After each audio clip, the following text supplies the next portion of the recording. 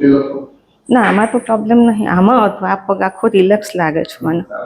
પેલા વળાતો જ નહોતો? હા એટલે દુખે આમ મને. દુખે છે હવે? ના. પાકું ને? હા. વાહ મૈયા વાહ. ચાલો થેન્ક યુ.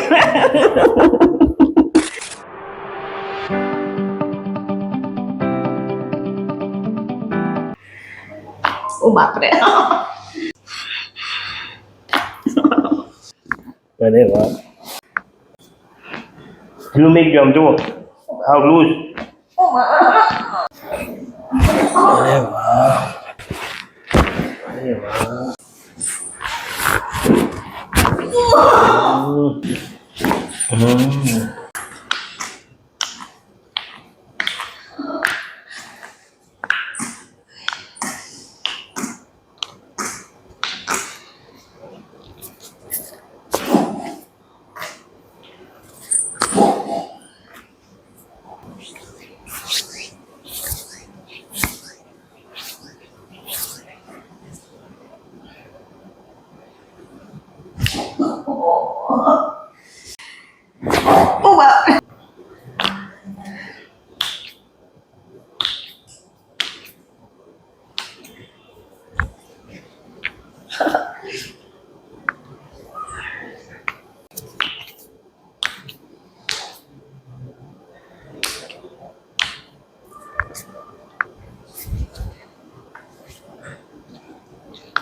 કેમ પણ આવ્યો ને?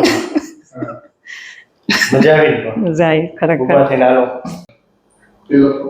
ના આમાં તો પ્રોબ્લેમ નહીં, આમાં હતો આ પગ આખો રિલેક્સ લાગે છે મને. પેલા વળાતો જ નહોતો? હા એટલે દુખે આમ મને. દુખે છે હવે? ના. પાકું ને? હા. વાહ મૈયા વાહ. ચાલો થેન્ક યુ. તો મિત્રો આપણી સાથે અત્યારે જશોદા મૈયા છે અને નામ એનું કીર્તિમાં છે. તો આપણે તેને પૂછીએ ને ખૂબ તકલીફ હતી. માતાજી આપ ક્યાંથી આવો ને શું હું તકલીફ? વડોદરાથી આવી છું સર. મને છે ને બહુ જ દુખે, વધારે ઊભી રહું, બેસવું, પગ વાળીને બેસાય નહીં, પલાઠી વાળીને, અને મને ચલાય નહીં પહેલી વાર તો, ચાલવું એટલે દુખી આવે. એના લીધે મારું થોડું વેઇટ પણ વધી ગયું સર, કારણ કે કાયમ ની કેપ કરવી પડતી હતી મને. તો એક્સરસાઇઝ કરો તો ઓકે લાગે, પણ એક્સરસાઇઝ નહીં કરો સારું લાગે. પણ અત્યારે તમે શું કર્યું છે, એકદમ પગ હલકો લાગે છે મને. જો પલોઠી વાળી બેસો તો વાહ વળી ગયો પણ ઓકે લાગે છે, રિલેક્સ થઈ ગઈ. આપણે સેટિંગ કરી દીધું એટલે સાવ ઓકે થઈ ગયું. ઓકે. અને આ પેટ સર બહુ જ ભારે લાગતું હતું હવે મને. અત્યારે લાગે જો ના હમણાં બી ઓકે લાગે છે. રેડી ને? પરફેક્ટ. બેઠી જ આજુ વાહ પલાઠી ભાઈ વાળી. વાહ. અહીંયા એકદમ હલકું થઈ ગયું બકા, અહીંયા એકદમ. તો આ વિડીયો અમે યુટ્યુબમાં મૂકીએ છીએ. હા મૂકજો, વાંધો નહીં. તમે શું કહેવા માંગતો? બસ બધા આવો અહીંયા. સર પહેલો તો સર તમારો નેચર જે પેશન્ટનું અડધું દુઃખ પહેલાં જ લઈ લે છે. આટલું તમે માન આપીને બોલાવો, તમારો આમ સ્વભાવ અડધું અમારું દુઃખ ખેંચી લઈ રહ્યું છે.